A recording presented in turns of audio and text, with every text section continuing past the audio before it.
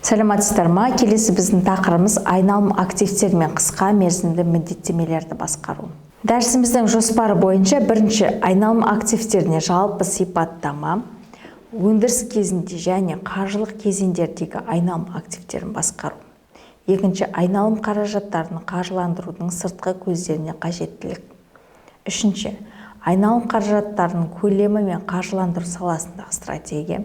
Төртінші айналым активтерін және қысқа мерзімді міндеттемелерді оперативті басқарудың кешенді саясатын анықтау. Бесінші қысқа мерзімді міндеттемелерді қамтамасыз ету. 6. Айналым активтерінің бюджетін жасау.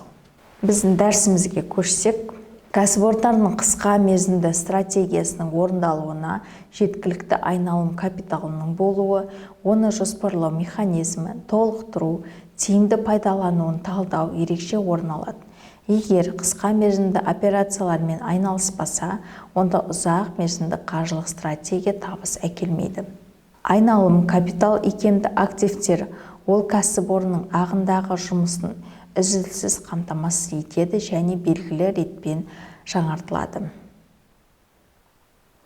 Бухгалтерлік есепте және есеп беруде айналым капиталы және айналым қаражаты терминімен берілген.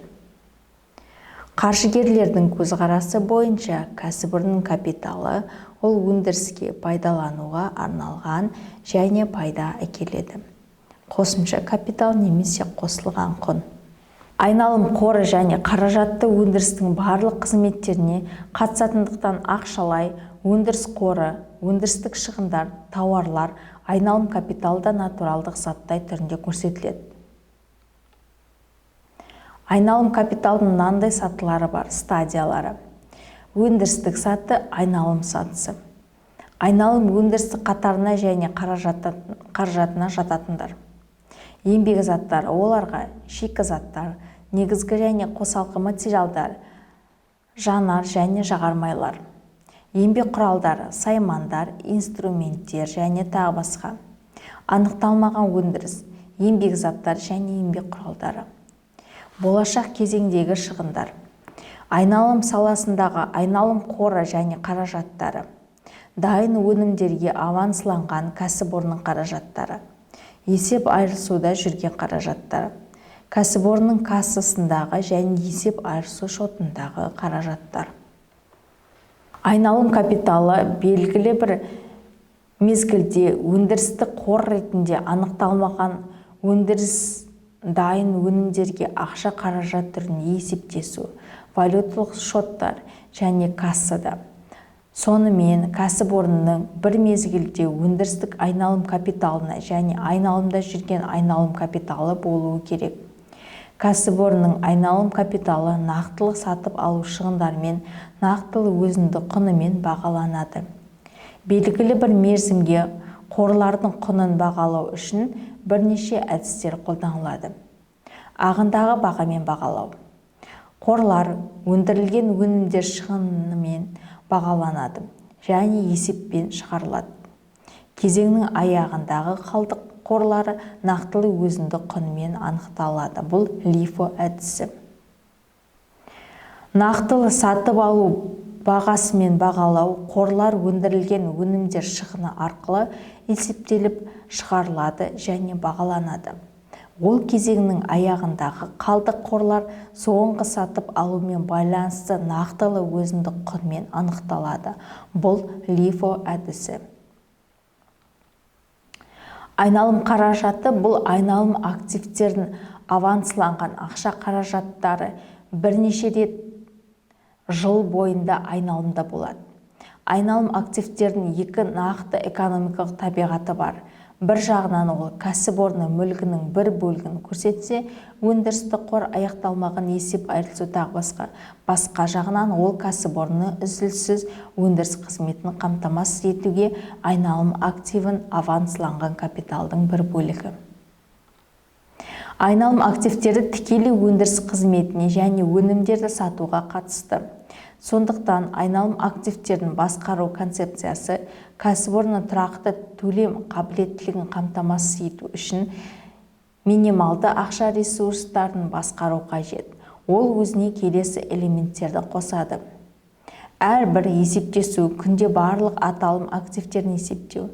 Кәсіпорын айналым активтері айналымдағы дұрыс болмауының есебін анықтауға талдау жасау. Кәсіпорын экономика қызметіне айналым активтерін басқарудың жаңа әдістерін енгізу. Айналым актив ағындағы жағдайын бақылау және тағы басқа. Айналым активтерінің толық айналымы кәсіпорынның қаржыларының қозғалу уақытын сипаттайды және ол өндіріс және өнімдерді сату жылдамдығына байланысты. Кәсіпорынның айналым активтерінің қозғалу формуласы келесідей формуламен есептелінеді.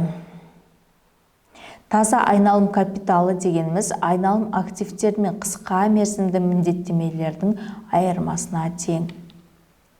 Таза айналым капиталының болуы кәсіпорынның қаржылық тұрақтылығын қамтамасыз етудің қажетті жағдайы. Бұл көрсеткіштің мөлшері жалпы айналым активтерінің 10% деңгейінде белгіленуі қажет.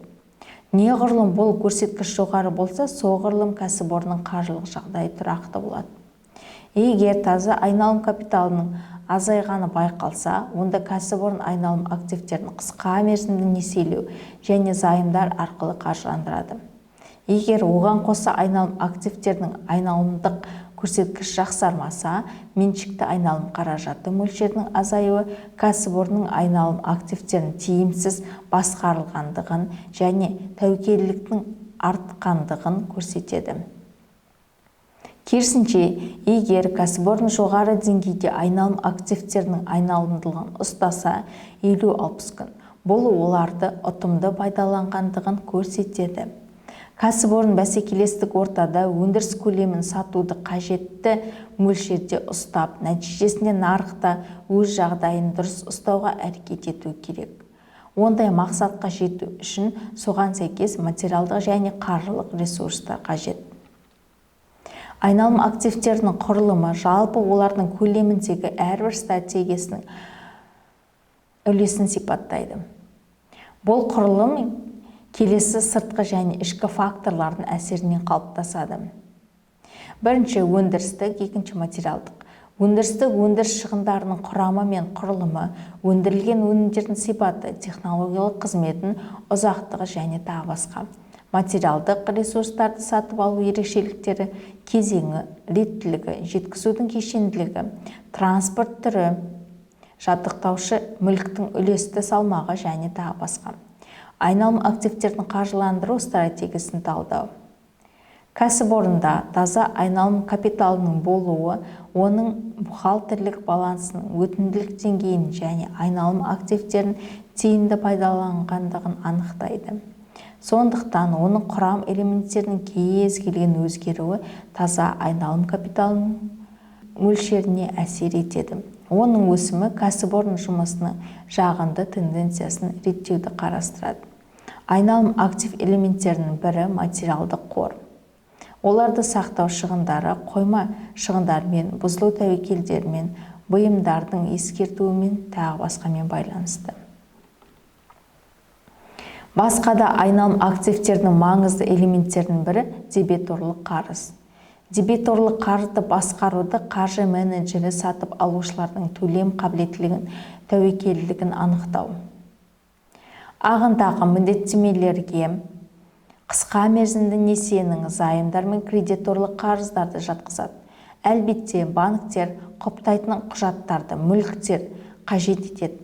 Ал кредиторлармен есептескенде мұндай құжаттар қажет емес. Сондықтан бір кәсіпорын қысқа мерзімді қаржыландырудың проблемасын залог арқылы шешсе, басқалары сату, жалға беру және тағы басқа арқылы шешті. Қысқа мерзімді міндеттемелер. Егер таза айналым капиталының мөлшері 0 мағынасында, өтімділіктің жоғалуы өзінің максималды мағынасына жетеді. Ал бұл мағынаның өсуі тәуекел көрсеткішінің ақырындап төмендейді. Егер қысқа мерзімді қарыз 0-ге тең болса, онда таза айналым капитал өзінің максималды деңгейі өседі және айналым активтердің мөлшеріне тең болады.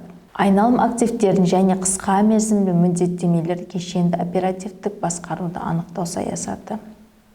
Айналым активтерін басқарудың 3 типі бар: агрессивті, консервативті, бірыңғай. Агрессивті саясаттың белгісі келесідей: кәсіпорын өз алдына айналым активтерін ұлғайтуда ешқандай тежеу қоймайды. Кәсіпорын шикізат, материалдар, дайын өнім қорын жинақтайды. Нәтижесінде жалпы мүлікті айналым активтерінің үлесі өте жоғары, 50% артық, ал олардың айналымдығы 90 күннен жоғары. Агрессивтік саясат тәуекелдікті төмендеткенімен активтердің жоғары рентабелдігін қамтамасыз ете алмайды. Консервативті саясаттың белгісі: кәсіпорын ағымдағы активтер өсуін істейді және оларды минималды жолауға тырысады. Нәтижесінде жалпы көлемдегі айналым активтер үлес салмағы 40%-дан төмен. Олардың айналым түрде онша көп емес. Бірыңғай саясат, умеренная политика. Айналым активтерін басқару ерекше жағдайларға сәйкес. Бұған ақша рентабелдігінің деңгейі сәйкес. Айналым активтерін басқарудың әрбір типіне оларды белгілі қаржыландыру саясаты сәйкес келеді. Қысқа мерзімді міндеттемелерді басқаруда агрессивті саясаттың белгісі 50% астам. Қысқа мерзімді кредиттер және зайымдар үлесті салмағы пассивтердің жалпы саласындағы 50%. Бұндай саясатта кәсіпорын активтерінің рентабелдігі 30-50%-ға дейін өседі. Бірақ та тұрақты шығындар қарыз қаражаттарына төлем проценті есебінен ұлғаяды. Нәтижесінде өндіріс тұтқасының әсер ету күші артады. Қысқа мерзімді міндеттемелерді консервативті басқару саясатының белгісі: қысқа мерзімді несиелер мен зайымдар валюталық баланстағы үлесі жоқ немесе өте аз. Айналымның тыс және айналым активтері бұл жағдайда меншікті капиталмен және ұзақ мерзімді міндеттемелермен жабылады. Бірыңғай саясаттың белгісі: қысқа мерзімді несиелер мен зайымдардың валюта балансында бейтарабы үлесті салмақта болады. Айналым активтердің бюджетін жасау. Айналым активтердің қажеттілігінің актив балансы бойынша арту әр уақытта ақша қаражатына шығынмен байланысты, соған байланысты оларды жабуды талап етеді. Айналым активтерін жіктеуге байланысты оларды қаржыландыру көздері меншікті, қарыз және тартылған болып 3 түрге бөлінеді. Айналым активтердің қаржыландыру саясаты келесі кезеңдерден тұрады: өткен кезеңдердегі айналым активтерін қалыптастыру көздерін зерттеу, алдағы кезеңге айналым активтерін қалыптастыру саясатын қабылдау, айналым активтерінің көлемін және құрылым көздерін оңтайландыру. Яғни таза айналым капиталы, қысқа мерзімді несиелер және зайымдар, несиелік қарыздар, қысқа мерзімді міндеттемелер арасындағы дұрыс арақатынасын бекіту. Жоспарлау процедурасы: өзіне қордың шығынды дайын өнімдер, ақша қаражаттары, дебиторлық қарыз, қысқа мерзімді қаржылық салымдардың болжамдық көлемдерінің есебін қосады. Тәжірибеде айналым активтерінің бюджетін қалыптастырудың сызығын келесі түрде қолданады. Қаржыландырудың тұрақты көздері болып есептелінетін қысқа мерзімді кредиттер және зайымдардың бөлігі, ұзақ мерзімді кредиторлық қарыздар, артықшылықты акциялар, меншікті капитал, қарыз капиталы бағасы. Ерседе айтқандай, қарыз капиталын ұлғайтқанда есепке алынатын салықты төлегеннен кейін шығындарды қатыстыру. Бұндай шығындарды бағалау маңызды. Бірақ та кейбір қиындықтар кездеседі. Біріншіден, жоғарыда аталғандай капитал құнын есептегенде қысқа мерзімді кредиттер мен зайымдарды ескеру керек пе, соны есепке алу қажет. Екіншіден, ұзақ мерзімді қарызды өтеу және проценттерді есептеу схемасы алдын ала анықталмауы мүмкін. Компаниялар бір мезгілде тіркелген және құбылмалы проценттік ставкаларды қарапайым және айырбастау қарыздарын қолдану мүмкін. Бағалы барлық қағаздардың түрлерінің әлбетте бағалары әртүрлі болады.